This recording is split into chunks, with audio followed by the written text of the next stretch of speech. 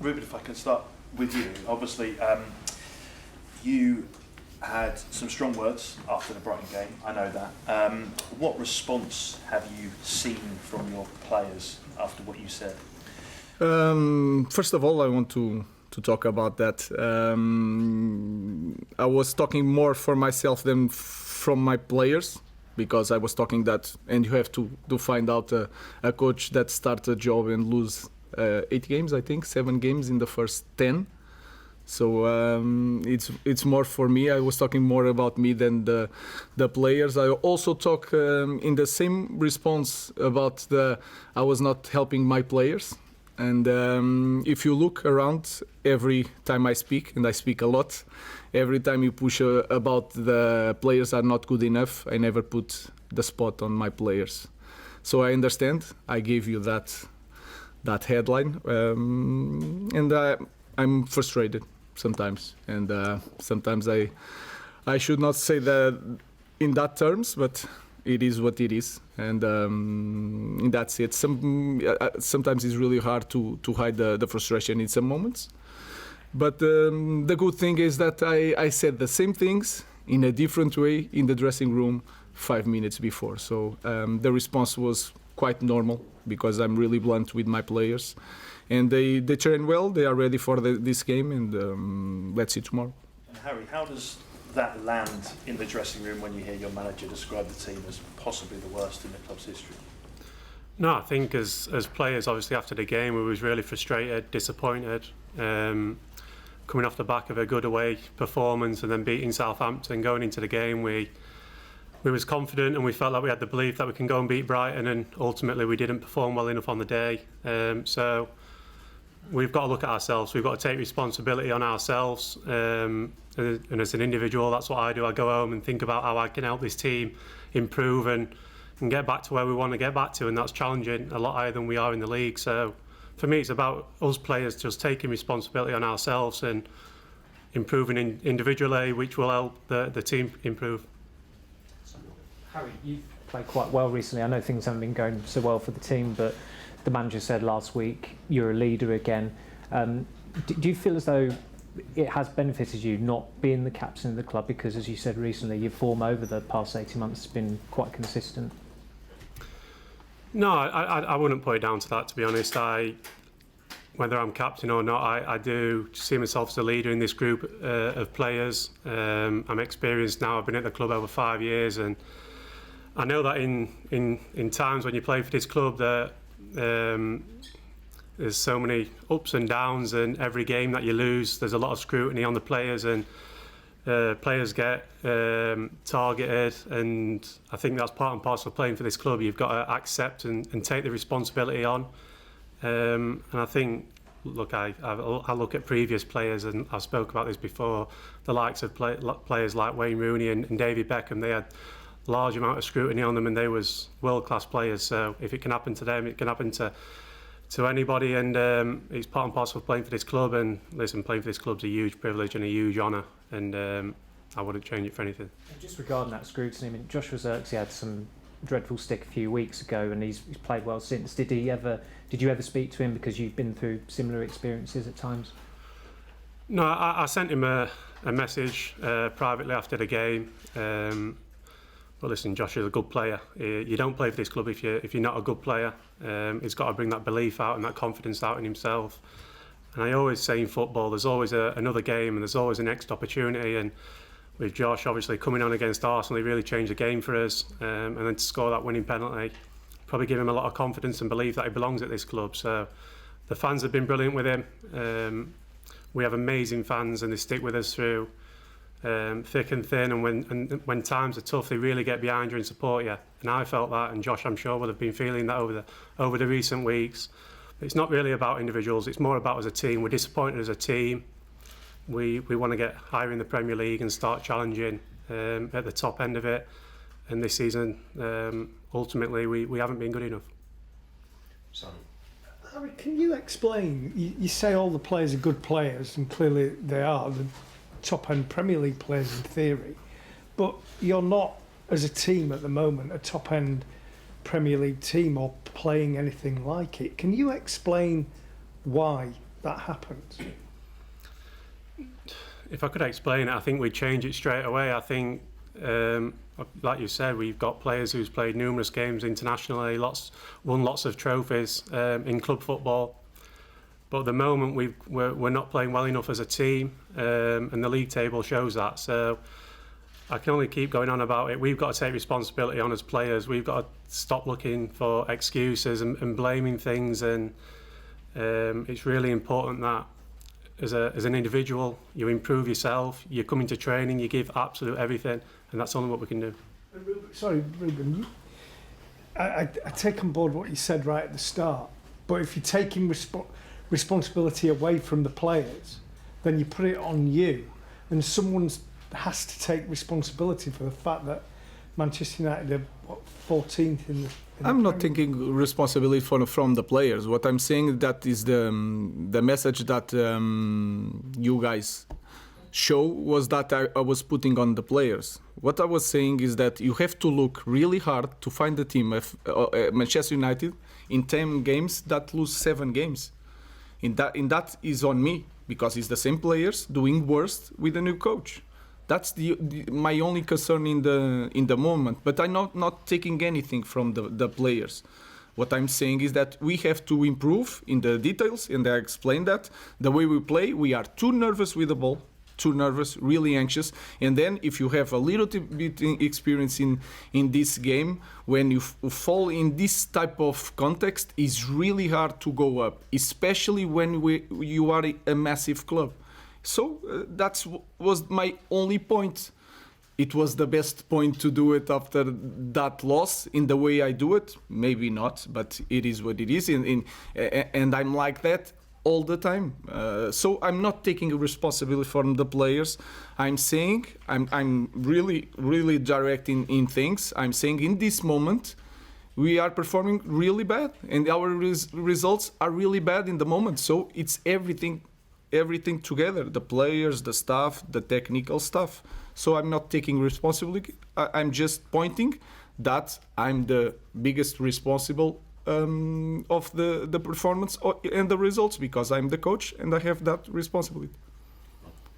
Ruben, you've spoken a couple of times about the anxiety that you feel sometimes at Old Trafford. Is it becoming harder to play there at the moment as opposed to being away? And is there anything that you can do to combat it, that feeling of kind of nervousness, anxiety when you play home games? I think that is clear. I could say different things and say, no, it's the same thing. We have the support of the fans. No, we are more nervous playing at home than away, because we lost a lot of games, like 4 games in 5. So it's getting harder. What we can improve, I think, if we don't suffer the first goal, like in the 4th minute, and I remember like it's 4th minute, 10 minutes, 15 minutes, and then it's really hard to calm down the team. So we need, the first thing in my mind is they cannot score. We need to score the first one. If we score the first one, I think that will change and we will play better at home in the beginning. So that's it. I think it's really clear. We are really anxious playing, especially at home, and we are suffering goals, and then it's really hard. So I think it's clear for everybody that is getting harder to play at Old Trafford. Jamie. I think you said previously, a couple of weeks back, there's a storm coming, yes? So it's fair to say you're in the storm, yeah? Can it get any worse for you, for this team, in terms of your position, your performances, the results? Can there be thunder and lightning in the storm? I think the most important thing is to think that we can improve right away in the next match, and then it's like that. The football can change like that. We can have a lot of ideas in thinking that it's getting worse for that reason or the other reason. Imagine that tomorrow we don't suffer a goal in the beginning and we score and we play well, and then we go to Fulham and you can win it. That will change even the environment here and everything. So I don't know. What I knew since the first day is that when I arrived and I see it, I understood that changing things, we are going to suffer. For me, it was really clear. But in this moment, I don't want to say that it's going to take a lot of time. It's getting really hard, and and you guys are here for a long time, and you get lost after loss, it's really hard for everybody. And I know that. Sometimes I show that frustration, but I don't know. We can change that tomorrow. So may I just ask you both this next question, please? You just mentioned it again then, that you're really nervous.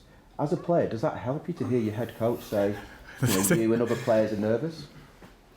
No, I think we spoke about the first goal at Old Trafford, and it's not teams are coming to Old Trafford and opening us up and tactically breaking us down. I think anybody who was at the game against Brighton, it was a 50-50 game. It could have gone either way, and we gave them a goal early on, which we knew we had to stop. We spoke about it in the pre-match. So we've got to stop giving away that first goal. That's the first and foremost thing. I think the first goal against Nottingham Forest, against Bournemouth, was a set play. The first goal against Southampton was a set play. So these aren't things that what are tactically a problem. These are things like you've got to go into the game and be focused and mentally ready to go and win a football matches. And football matches are sometimes defined on small margins, and at the moment we're not getting them small margins because we're not mentally focused enough to make sure that they go our way. So we know things can turn, and like the boss has said, tomorrow's an opportunity for our players to go out there, put on a performance and get the win, and then go into Sunday. But yeah, of course, we take each game as it comes, starting with tomorrow, and tomorrow's another opportunity for us to make sure that we move on from Brighton and put things right.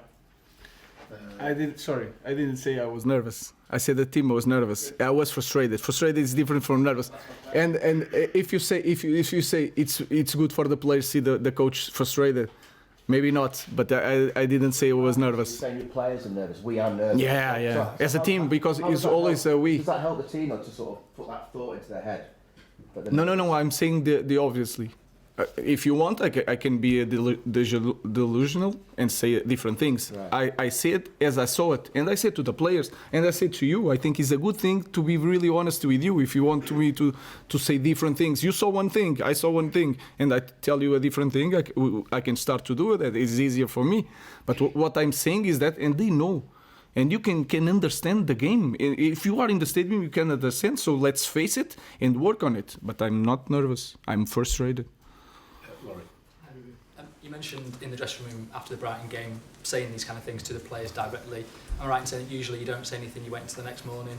Why did you change your methods for that game, and do you sometimes feel that you need to, I don't know, you said you want to shock the club, shock the players. Was that a moment where you were doing that? No, it was not.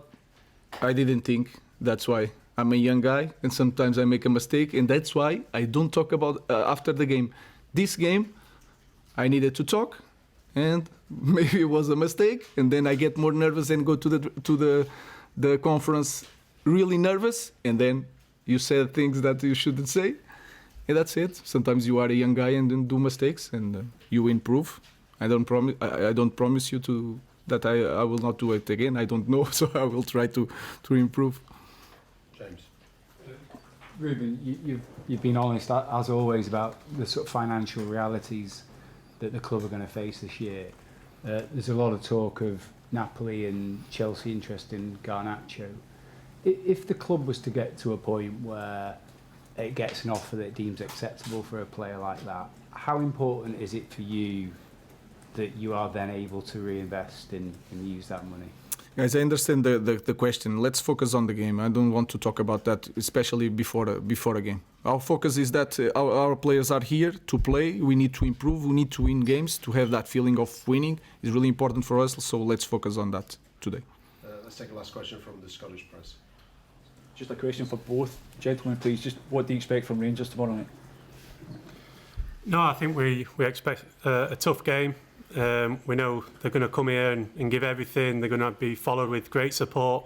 And I think they've done extremely well in the competition. So, no, we expect a tough game, but I think our focus on ourselves, making sure that we perform on the back of a bad defeat at the weekend, and we'll go there with confidence that we can perform and get the 3 points. We expect, like Harry said, a tough match. A lot of physicality during the game. I know that some players, important players that from Rangers that don't play, and we have to know the new players to understand the way they play. With the fullbacks are really high on the pitch. They have talented to score in the final third. So it's one more difficult game. Is really important for us because we want to skip playoff. It's really important to have time to train. So I expect the same thing that we face in the last games. A really tough match, a lot of physicality, with also the fans from Rangers making some noise. So we are prepared. Our fans are prepared. We want to win.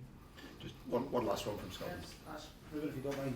In many ways, the situation at Rangers just now mirrors the situation at Manchester United. A lot of turmoil on and off the park. Are you aware of what's been going on in Rangers? Same idea of the fans being upset at lack of success, and do you feel for their coach, Philippe Clement? It's really hard. These massive clubs, and Rangers won a lot. I think is the club with more titles in Europe.